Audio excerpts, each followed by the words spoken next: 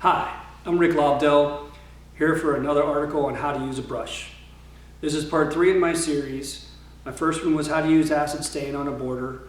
The second one was how to do acetone dyes on a border. Now I want to get into a little bit more detail. I'm going to work with with acid stain this time, but it doesn't matter if it's acetone or acid stain.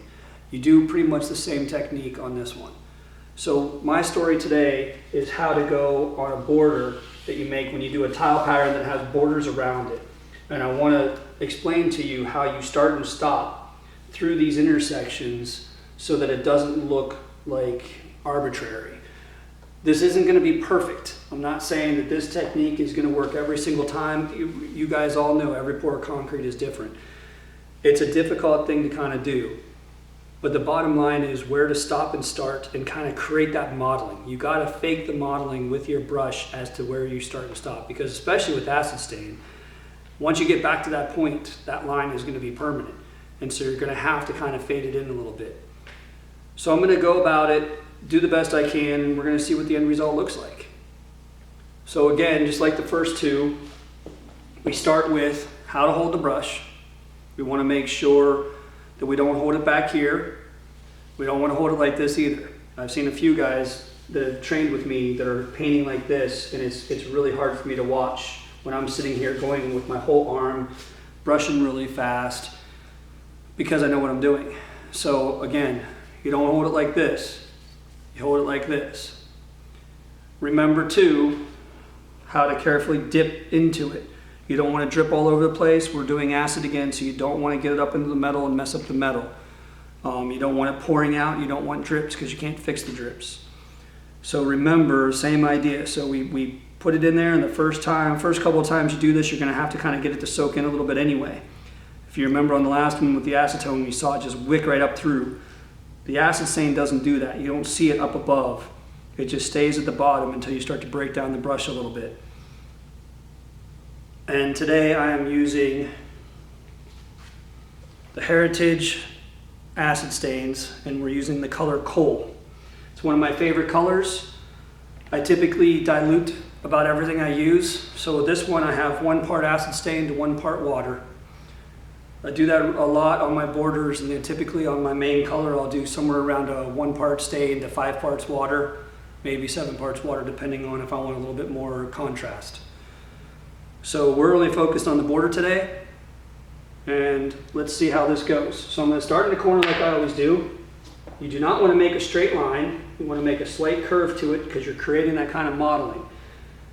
It's going to do its own modeling no matter what you do, but I want you to be aware of that. And actually, I want to go backwards. So I'm going to put this here, and I'm going to start over here on this far side. So now I'm going to readdress that. I'm going to start over here, work my way this way because I like to push the puddle of acid stain as I'm going instead of drag it along with me. It helps me a little bit. You might get a little tiny bit of flicking. Just be very careful. You don't want to go too fast, although it looks like I always go really fast. I'm going to come down here, come into this border somewhere right around in this area. You don't want to stop perfectly straight across here. You don't want to keep a perfect straight line. You want to build into the border so that your intersection is somewhere in the middle of it and it's less noticeable. Same thing as I work around. So I'm going to work around all the outside of this, and then I'm going to tackle the middle, and we're going to see what it looks like when it's done. Let's get started. See a beautiful reaction instantaneously. See how I faked the modeling right there on that edge. I didn't keep a straight edge. Probably do a little bit more just to kind of give it similar to what a model looks like. You don't want to let this get too dry. You want to kind of keep a little bit of a puddle going as you're going, so you keep a wet edge. Take your time getting into these little corners, and then come down a little bit and just kind of leave it like, that's not bad right there, kind of where you leave it so that there's not a perfect line. Similar to how it models. When I come back across it, I might put a little bit more. I might go a little bit farther past it. We'll look and see how it goes as I get to that point. You can see that there's a lot of residue coming up right now, a lot of bubbling. You want to watch leaving those bubbles too long, like these right here. Sometimes you want to go back and just lightly kind of hit them and just get rid of them. I have seen in the past, especially on overlay, where the bubbles kind of stay and leave just a little bit of a mark differently than the rest of it. Now I'm coming up to my next intersection, so I gotta take a sharp turn into it, but first I wanna fix these little edges right here. You wanna make sure you always get to the very edge of your borders, don't miss anywhere. You want a nice clean line. All right, so I get to my edge. I'm going to come down a little bit farther on this one just to see what it does. And I'm just going to kind of create a little bit of modeling. You want to go back through and rebrush over a lot of it because you don't want to leave the lines you had to make to get there. Like that little line right there I didn't like. So something like that looks pretty good. And you kind of have to make it up as you go. It's not going to be the same every single time. You know, you have multiple employees doing this. None of them are going to stop at the same place. You're not going to stop the same way, which is kind of the point. Because you want that inconsistent modeling that acid stain does. You want it to look like what an acid stain looks like. You don't want to try to manipulate it if you don't need to.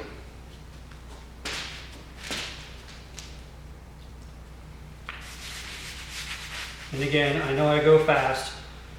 It takes a lot of practice to get as fast as I am. I don't expect you to when you're practicing, but like I always say, practice, practice, practice. It's the only way you're going to learn how to do this. See how I'm doing nice big swirls? I'm using my whole arm as I'm painting. And I'm going back and cleaning up a little bit of my mess. It's okay to leave a couple straight lines on the top of the stain. That usually goes away. Of course, I say that now. The one time you try this, you're going to have these straight lines and you're going to get mad at me. But typically, it all goes away when I do it.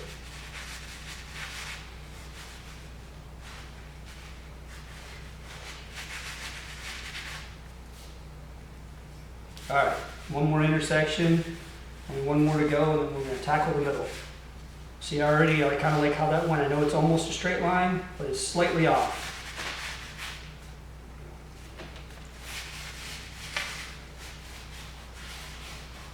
I can tell you one thing is I'm not the best at overlay, so I did the best I could to make this overlay board. Sometimes I make really good overlay boards. Sometimes I could do a better job.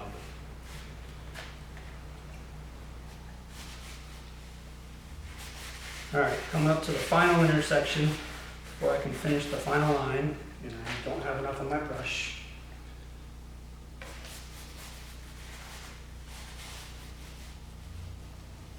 Not bad. And you can see that all four intersections look completely different. I'm not trying to make them all the same. There's no theory to if I just do the same thing every single time, it's always going to look the same. Not with acid or with acetone, really with both of them. It's really a little bit unpredictable. And I know that's not what people want to hear, but the speed of how I'm doing this compared to how long it would take you to mask all this off just to spray it for 5 seconds, I will take my chances over and over because I've had a lot of success doing this and I've had limited issues. There's always that one job, but it's one job, not every job.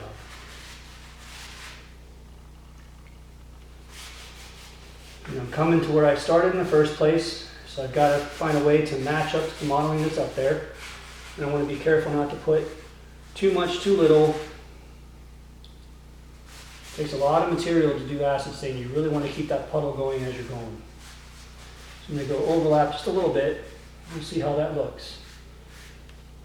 Get rid of my bubbles. See all these bubbles back here have got to go.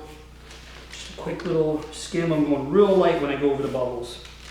And typically, this rarely happens that much. You see all these bubbles right here, if you can see them in the picture. I know it's a little bit different distance, but they typically don't show up as much on normal concrete compared to an overlay. All right, let's try this center section. Now you notice I'm putting my cup in the middle of my tile, which typically I would tell you is a no-no. You really want to kind of have it inside your border at all times. But my border is right on top of me. I can't have it there. So drip twice into the cup. Make sure that it's not going to drip. It's not that hard to go from here to there. And if you have to, put your hand underneath it. It's completely okay. But there's no other way to do it sometimes. So there's that point to where you're going to have to take it off the edge of your border and be very careful.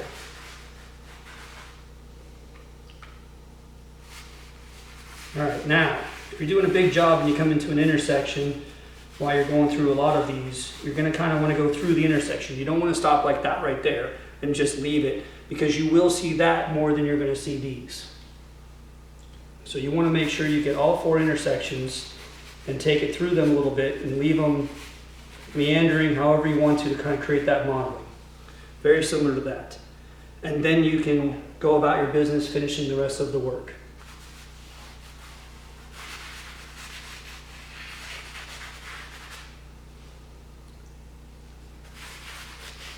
Remember, I'm doing big swooping circles with my brush. I'm not doing little tiny ones, not just using my brush. Nice, easy, big motions, trying to cover the entire border as much as I can as I'm going.